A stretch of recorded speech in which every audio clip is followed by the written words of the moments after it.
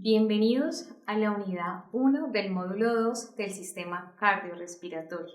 El tema que hoy vamos a tratar se titula Potencial de membrana y potenciales de acción cardíaco. El objetivo de aprendizaje que tendremos en esta presentación es explicar el proceso de contracción cardíaca a partir de los potenciales eléctricos del corazón que dan cuenta de la capacidad cronotrópica e inotrópica de este. Por lo tanto, vamos a llevar el siguiente contenido. Vamos a hablar del potencial de equilibrio del ion, del potencial de membrana celular, de los potenciales de acción del corazón, de respuesta lento y de respuesta rápido, y finalizaremos con las ondas del electrocardiograma. El potencial de equilibrio de un ion se define como aquel potencial en el cual el flujo neto de ese ion va a ser igual a cero. En las células nosotros tenemos un compartimiento intracelular y un compartimiento extracelular. Además de contener líquidos esos dos compartimentos, hay una serie de iones que tienen diferente concentración. En esta tabla podemos observar las diferentes concentraciones de estos iones de las células cardíacas en el espacio extracelular y el espacio intracelular. Por ejemplo, el sodio, como podemos observar, tiene mayor concentración extracelular que intracelular.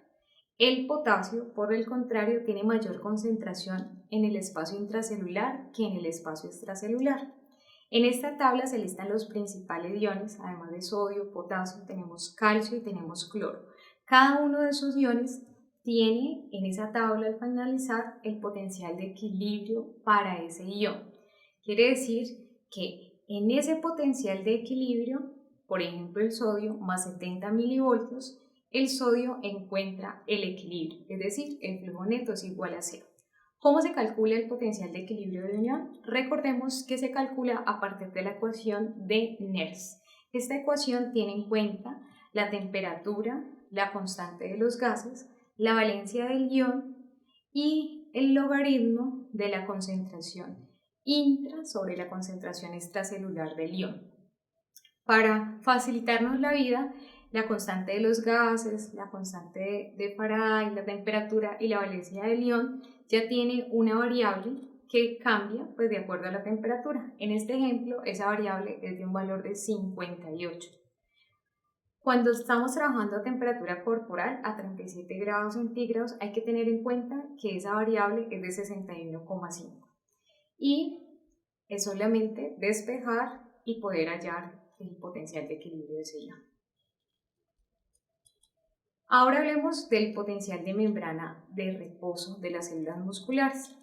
Las células musculares tienen una membrana, como todas las células, y en esa membrana celular son permeables a múltiples iones. Entonces, por eso acá no vamos a hablar de un solo ion como en la diapositiva anterior, sino que vamos a hablar de cuál es el potencial de membrana de esa célula teniendo en cuenta todos los iones a los cuales son permeables. Para calcular el potencial de membrana en reposo de una célula se utiliza la ecuación de Goldman. Esta ecuación de Goldman es una adaptación de la ecuación de Nernst, pero lo que tiene en cuenta es la permeabilidad de cada uno de esos iones que puede atravesar la membrana celular. Como tiene en cuenta cada uno de esos iones, hablamos de que es un potencial de membrana completo. Todas las células musculares tienen un potencial de membrana en reposo, es decir, una diferencia de voltaje intra y extracelularmente cuando la célula no está siendo estimulada o excitada.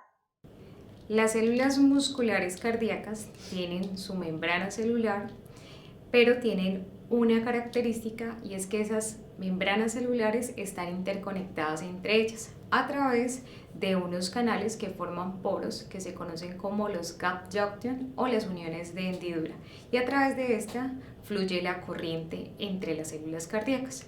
Por ejemplo, en esta imagen podemos observar dos células musculares cardíacas que están interconectadas a través de unos canales que observamos en color amarillo, que es lo que representa las uniones de hendidura o los famosos gap. A través de ella se da la continuidad citoplasmática y el flujo de corriente iónica. Y esto se ve reflejado en la ley de Ohm, que nos dice que la corriente es igual a un cambio de voltaje de manera directamente proporcional, pero inversamente proporcional a la resistencia. Entendiendo un poco cómo se mueve la corriente en las células cardíacas, vamos a hablar de los tipos de potenciales de acción cardíaco que se generan en el corazón. Esos potenciales de acción, recordemos que se transmiten o se propagan a través del sistema eléctrico o sistema conducente del corazón. Los tipos de potenciales de acción cardíaca son dos básicamente, un potencial de respuesta lento y un potencial de respuesta rápido. Estos cambian en su forma, es decir, en su morfología, en su duración y en los canales que intervienen en la generación de estos potenciales de acción. En esta diapositiva podemos ver que al lado derecho aparecen 5 potenciales de acción. Los que vemos señalados con los círculos rojos son aquellos que nos muestran la forma típica del potencial de respuesta lento. Y si observamos esos potenciales de respuesta lentos, los vamos a encontrar localizadas en dos regiones principales del corazón, que son los nodos, el nodo sinoauricular y el nodo atrioventricular. Los otros 3 tipos de potenciales de acción que están señalados con el círculo verde son el típico potencial de acción de respuesta rápida que encontramos en la masa muscular o en el miocardio, como es en la parte de los atrios y en la parte de los ventrículos principalmente, pero también se observa en las fibras de Purkinje. Tiene una forma diferente y vamos a hablar a continuación de cada uno de los detalles de esto. Empecemos por el potencial de respuesta lento. El potencial de respuesta lento, como lo dijimos, es típico en las regiones de los nodos. Su morfología, como se observa, tiene una pendiente que es inclinada, tiene una fase ascendente y una fase descendente. Por lo tanto, podemos decir que ese potencial de acción se caracteriza por tener 3 fases. Una fase 4 que es la pendiente y se conoce como potencial diastólico, también se conoce como potencial de marcapaso o potencial de reposo inestable. La fase 0, que es la fase ascendente, se conoce como fase de despolarización y la fase 3, que es una fase descendente, se conoce como una fase de repolarización. Las regiones que tienen estos tipos de potenciales de acción, el potencial de membrana en reposo empieza alrededor de los menos 65 milivoltios, como lo podemos ver en la imagen derecha, la parte superior. En la parte inferior nos están mostrando los tipos de corrientes que intervienen en este tipo de potencial. Cuando observamos las corrientes que están en color verde, señaladas como IK, nos están hablando de las corrientes de potasio. Las corrientes que están en azul, señaladas con IF, nos hablan de las corrientes IFONI o las corrientes raras de sodio. Y en las líneas de color rojo observamos las corrientes de calcio. Entonces vamos a hablar en cada fase cómo es la influencia de estas corrientes. En la fase 4, o potencial diastólico o potencial marcapaso, encontramos que hay una corriente de entrada de las IFONI o las corrientes de sodio, es decir, que hay una entrada de sodio de manera lenta a la célula muscular. Como es de manera lenta, esa pendiente, ¿sí?, tiene una inclinación. Terminando esa inclinación, es importante destacar que hay un aumento de la corriente de calcio en la mitad, terminando esa fase 4. Esa entrada de calcio se da por los canales de calcio tipo T o canales de calcio transitorio, que se abren alrededor de los menos 50 milivoltios. Cuando esa fase 4 termina, o esa pendiente termina, arranca la fase 0. En esa fase 0 se da una entrada importante de calcio, como se observa en la gráfica inferior, entra calcio de manera importante, pero entra a través de unos canales de calcio tipo L. Entra calcio, se hace menos negativa esa célula o el potencial de esa célula muscular, alcanza un pico y ahí ya no va a entrar más calcio a la célula y empieza la fase de repolarización, que es la fase 3. Esta fase de repolarización es explicada por las corrientes de potasio de salida, es decir, que se permite un aumento en la permeabilidad del potasio saliendo. Como sale el potasio, la membrana de la célula vuelve a tornarse más negativa, por eso se llama una fase de repolarización. El potencial de respuesta lento, por ser típico de las zonas de los nodos, que son las que tienen los marcapasos o las células marcapasos que regulan la frecuencia cardíaca, si modificamos este potencial de respuesta lento, pues estaremos modificando la frecuencia cardíaca del corazón. Hay 3 formas de modificar la respuesta lenta o la frecuencia cardíaca del corazón. Y es, primero, cambiando el grado de inclinación de esa fase 4.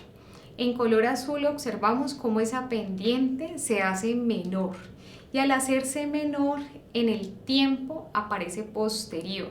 En la frecuencia cardíaca eso quiere decir que disminuye o baja la frecuencia cardíaca. Otra forma de modificar la frecuencia cardíaca es modificando el punto máximo diastólico, es decir, el punto más bajo de esa fase 4. Si se hace más negativo, como lo vemos en el color verde, le quedará más difícil a esa célula despolarizarse. Como le queda más difícil, toma más tiempo, y al tomar más tiempo, el punto donde arranca la fase de despolarización es posterior, y eso se ve reflejado también en una disminución de la frecuencia cardíaca. Y la última modificación que podemos tener en ese potencial de respuesta lento es modificando el umbral de despolarización de la célula cardíaca. Si aumenta el umbral, es decir, se hace menos negativo, también la célula muscular tendrá que alcanzar en más tiempo, se demora más en alcanzar ese nuevo umbral. Como es demorarse más, implica también que la frecuencia cardíaca puede disminuir.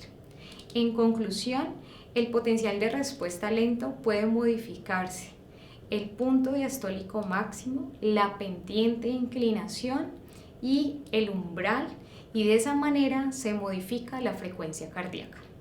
Ahora en tu casa piensa cómo sería si se aumenta la frecuencia cardíaca, cómo estas variables cambiarían. Ahora pasemos al potencial de respuesta rápido.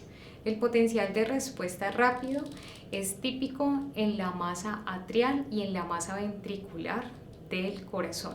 Tiene una morfología diferente con el anterior que acabamos de observar porque presenta una meseta. Es una diferencia grande entre los dos. Además de que el potencial de membrana en reposo aquí sí es estable y es más negativo.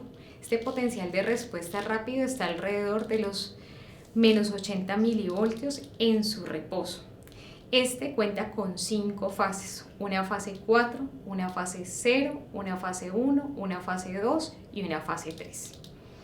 De la misma manera que lo hicimos anteriormente, vamos a ver cuáles son las corrientes que influyen en estas fases. La fase 4 es llamada potencial de membrana en reposo y allí en ese potencial de membrana en reposo hay una permeabilidad de sodio y de potasio, sobre todo de potasio, pero de manera pasiva, es decir, esos iones se mueven de manera pasiva, entonces por eso no vemos un canal iónico importante actuando en esta fase. Cuando vemos la fase ascendente o la fase 0, que es la fase de despolarización, estamos viendo en color naranja cómo la corriente de sodio es importante hacia adentro, es decir, que hay un influjo de sodio hacia la célula muscular, lo que hace que se vuelva menos negativa hasta que alcanza un pico.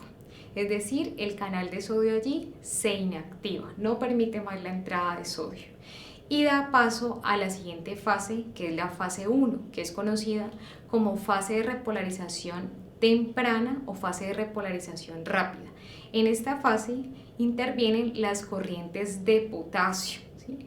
Hay una corriente de potasio que permite la salida de potasio de la célula y eso se da a través de unos canales que se conocen como los canales de potasio transitorios o los hito. Después de esta fase 1 vemos que hay una meseta o la fase 2. Esta meseta se da porque aunque se sigue saliendo potasio de la célula, aumenta la permeabilidad del calcio, que es la línea roja en la parte inferior. Al aumentar la permeabilidad del calcio, quiere decir que entra calcio, pero al mismo tiempo está saliendo potasio. Por lo tanto, la forma que tenemos en ese potencial es una meseta.